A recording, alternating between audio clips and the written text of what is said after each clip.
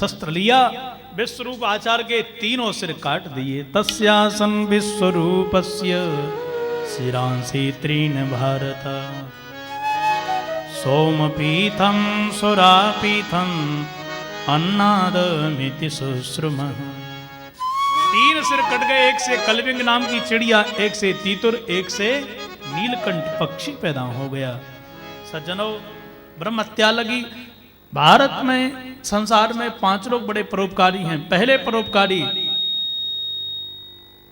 धरती मैया है। आप और हमारे लिए क्या प्रदान नहीं करती है। देखो, धरती मैया के ऊपर हम थूकते हैं, पर हमारे लिए वो सब कुछ दे रही है। अन्न सब कुछ प्रदान किया, मीठा भी, खट्टा भी, नाना प्रकार के आपके लिए खाने के पदार्थ प्रदान किए। धरती मैया है। 1/4 भाग उन्होंने ग्रहण कर लिया, संपूर्ण भाग तो नहीं ले सकती। ऊसर भूमि ये ब्रह्म हत्या का प्रतीक है, वरदान मिला। कोई गड्ढा करेगा, तुम वर्षा के बाद में पूर्ण हो जाओगे। भूम्यंबु। दूसरे परोपकारी कौन है? जल। प्यास लग रही है, कंठ से नीचे गया, स्वयं प्राण त्याग दिए, किसी को जीवन दिया। आप नहा रहे हैं, गंदा हुआ, धरती में गया, फिल्टर होकर चूल्हे में जल करके, प्राण त्याग करके, भोजन पका के आपको जीवन, हमको जीवन दिया जा रहा है। मर गया, मिट्टी में मिल गया, खेत में खाद्यान्न शक्ति बढ़ा रहा है। आपके बर्तन मल करके, स्वच्छ बना करके आपको प्रदान कर रहा है। मर गया, मिट गया, परोपकार नहीं छोड़ा, इसलिए वरदान दिया इंद्र ने कि तुम पुनः पीक जाओगे। वृक्ष पहले कटते थे, पिकते नहीं थे, आप पुनः उग जाते हैं। ब्रह्म हत्या का प्रतीक गोंद है, उसको नहीं खाना चाहिए। 4था भाग सज्जनों, माताओं ने कहा हमको प्रदान कर दीजिएगा। नारी जाति भी एक परोपकारी की मिसाल है। नन्ही सी बेटी को देखिए, बुखार चढ़ा हो, और पिता कहे बेटी पानी लेके आना, पिताजी आई, और बेटा से पानी मांगिएगा, शायद वो एक बार कह दे पिताजी लज्जा नहीं लगती आपको, मैं पढ़ करके कॉलेज से आ रहा हूं, थका पिटा सो रहा हूं, पानी नहीं पी सकते हो। पर बेटी नहीं कहेगी। पिता ने जैसा कहा वैसा ही करने के लिए तैयार है, पिता के लिए, माता के लिए कर रही है। मेरे पिता का नाम बदनाम ना हो जाए, इसलिए पिता ने जिसके गले मढ़ा, जिसके हाथ में दान किया, उसी को पति परमेश्वर मान लिया। ये नारी जाती है। पिता के लिए, मां के लिए किया, आज पति के लिए करवा चौथ का व्रत कर रही है। स्वयं भोजन नहीं कर रही, फलाहार नहीं कर रही, पानी नहीं पिया, वही पुत्र, वही बधू ठुकराए तो उसको कितनी पीड़ा होगी, कितना कष्ट होगा। जीवन पूरा परोपकार में गया। एक दिन पिता के लिए, एक दिन पति के लिए, आज पुत्र के लिए जा रहा है। ये धान का पौधा है, बोया कहीं जाता है, कटता कहीं है, इसलिए बेटी धान का पौधा है। और बेटी का पिता का जो रिश्ता है वो बड़ा अद्भुत है सज्जनों। एक बेटा किसी का हो, सर्प यदि काट ले, बेटा मर जाए, तो शायद पिता कठोर छाती करके समाज को देख करके आंसू न निकाले, पर वही पिता जब बेटी को विदाई करता है तो फूट फूट के रोने लगता है। पूरे परिवार का पालन मैंने किया, पर मेरा पालन तूने किया। पिता बाहर से आएगा, बेटी जल लेकर के पहले आएगी। हर अवस्था को देख करके वह चलती है। इसलिए एक नारी जाति अद्भुत है, वात्सल्यता की मूर्ति है। इसलिए 4था भाग प्रदान स्वयं कर लिया, मुझे प्रदान कीजिएगा। जो रजस्वला भाव है वह ब्रह्म हत्या है। उन दिनों में ग्रह के कार्य नहीं करना चाहिए। वरदान इंद्र ने दिया, तुम हमेशा पति को प्यारी कहलाओगी। इस प्रकार से इंद्र राजा बन गया। तुष्टा को पता चला, आचार बना करके मेरे पुत्र को मार डाला इंद्र ने, जीवित नहीं छोड़ूंगा। इसलिए सज्जनों आज यज्ञ करी और बोलने लगे, इंद्र सत्रो विभर्दस्व माचरम जहि विद्विषम। ऐसा बेटा पैदा हो। अब देखो व्याकरण की दृष्टि से श्लोक शुद्ध है, लेकिन उसमें भाव बदल गया। कहना चाहते थे इंद्र से शत्रु, इंद्र शत्रु, इंद्र का जो शत्रु हो, इंद्र को मारने वाला हो, पर समास बहुब्री हो गया। इंद्र से शत्रु, इंद्र शत्रु विभर्दस्व, इंद्र ही जिसका शत्रु हो, इंद्र के द्वारा जो मारा जाए। पुनः संधान किया आज वज्र का, तब वृत्रासुर नीचे गिर गया। यहाँ धर्म अर्थ काम मोक्ष 4 श्लोक बड़े अद्भुत गाए हैं। ये भी चतुश्लोकी भागवत ही है। जो स्तुति गा रहा है, अद्भुत गा रहा है, वो अहम हरे तब पादैक मूल।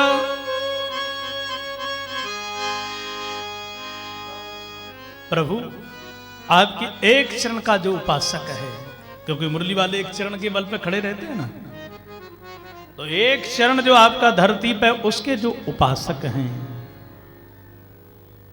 संत, उनका मैं पुजारी नहीं बनूं, उनके भी जो दास हैं, स्वामी जी के चरण जिन्होंने पकड़ रखे हैं, उनका दास मैं बन जाऊं। दासान दासो भवितास में भूयः, मैं दासों का दास बन जाऊं। क्यों? बोले भगवान से संबंध रखने से कभी कभी कनेक्शन डिस्कनेक्ट हो जाता है, पर भगवान के भक्तों के चरण पकड़ लिए तो भगवान से संबंध नहीं टूटेगा, नहीं छूटेगा। कैसे? करंट किसी को लग गया तो जिसको करंट लगता है वो करंट के तार से कभी कभी छूट जाएगा, पर जिसको करंट ने पकड़ लिया, उसको आपने पकड़ लिया तो आप छूटने वाले नहीं है ना, पक्की बात है। पति चिपक गया करंट से, पत्नी ने उनके चरण जिसने पकड़ रखे हैं, बोलो जय श्री कृष्ण, जय श्री कृष्ण। शायद वो छूट जाए, भगवान से अलग हो जाए, महात्मा सोबरी जैसे, परंतु संतों के चरण जिसने पकड़ लिए हैं, वो भगवान के संयोग से वियोग में नहीं हो सकता है, भगवान की कृपा उसमें बरसती रहेगी। इसलिए दासानुदासो भवितास भूयः, ये मेरा धर्म है। अर्थ क्या है? बोले ननाक पृष्ठम न च पारमेष्टम, धरती का, पाताल का, स्वर्ग का राज्य नहीं चाहिए, तो क्या चाहिए? बोले केवल आपके चरणों की रज, यही मेरा धर्म है, मेरा धन है। महाराज मेरी ममता आप में उसी प्रकार से लग जाए, कैसे? बोले अजात पक्षायव मातरं खगा, जैसे नन्हे से बछड़े की मां वो याद करता है, माता पिता आए, पक्षी के मुख में दाना दिया, बस वो निश्चिंत हो गया। बोले नहीं नहीं, भयाक्रांत प्रेम है, ऐसा प्रेम भगवान से मुझे नहीं चाहिए, क्योंकि उनको डर लग रहा है कोई आ जाएगा हमको खा जाएगा, इसलिए माता पिता को याद करते हैं। मेरा तो प्रेम उसी प्रकार से हो, कैसे?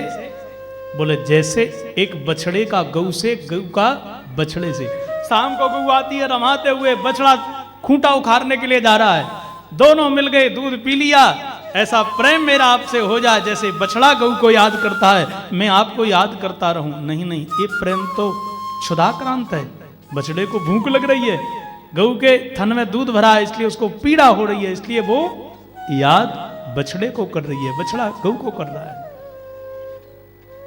प्रियम प्रयेव व्युसुतम विषण्णा मनोरविंदाक्ष दिदृक्षते त्वं।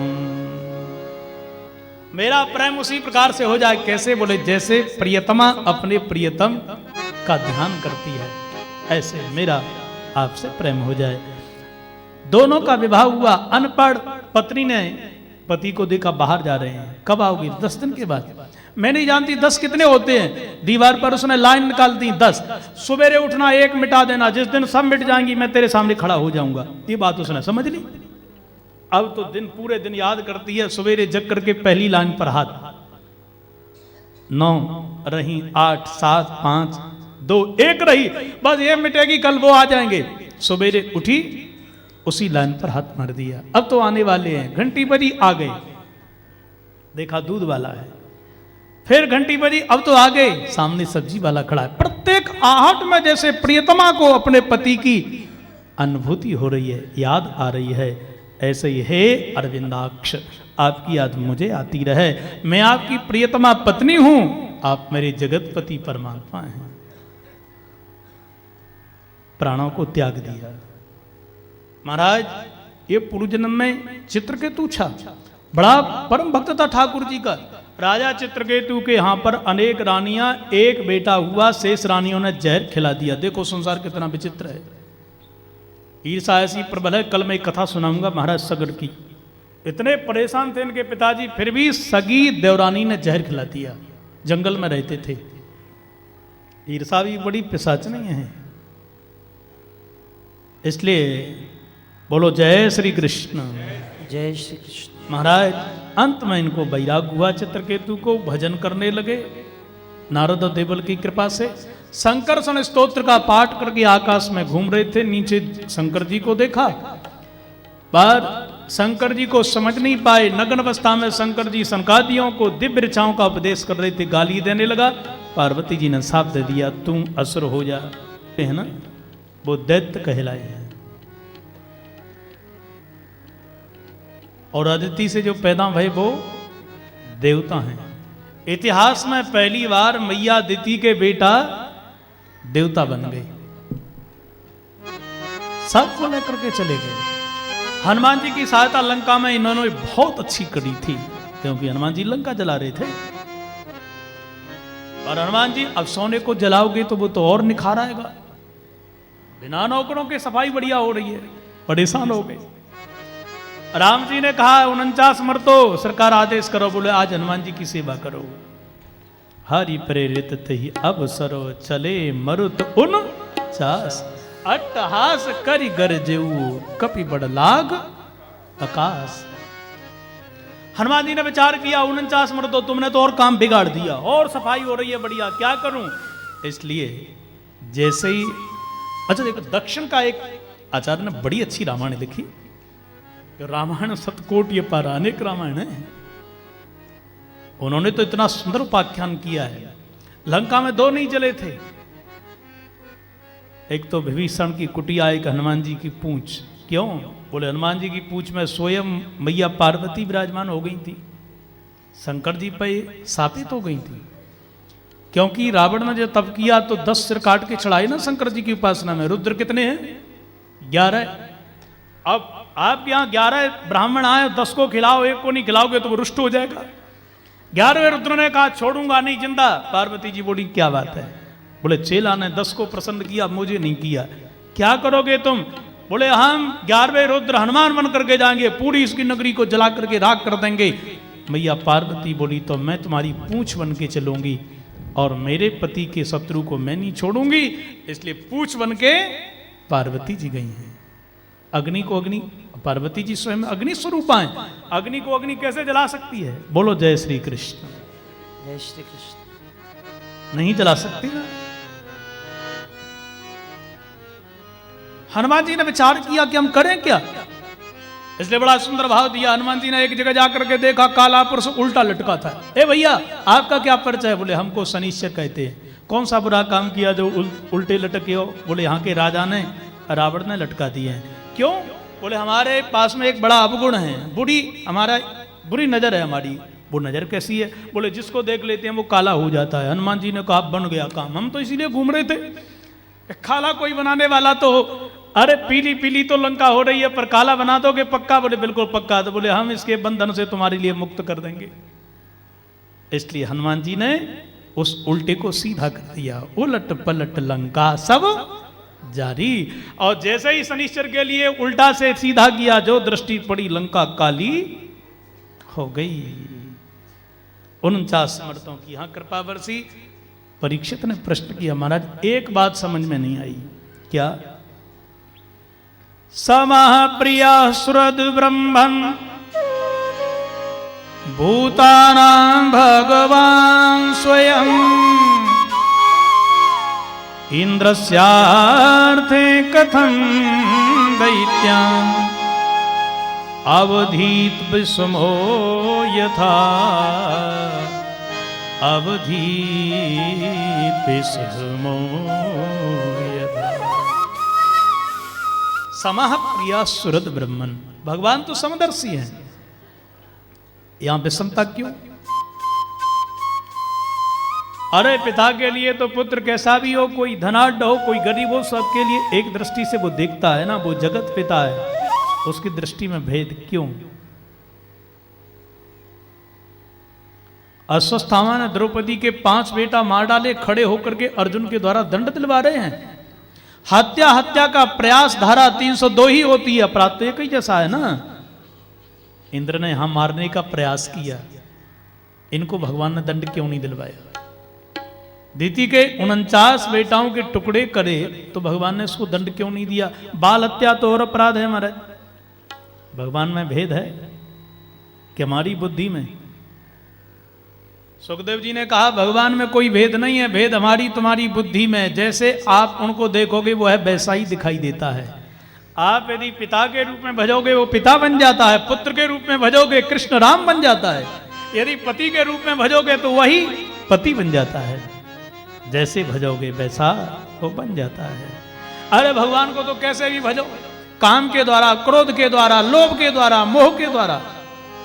परीक्षित बोला महाराज क्या कह रहे हो आप? काम क्रोध लोभ ये तो नरक के पंथ हैं, रास्ते हैं।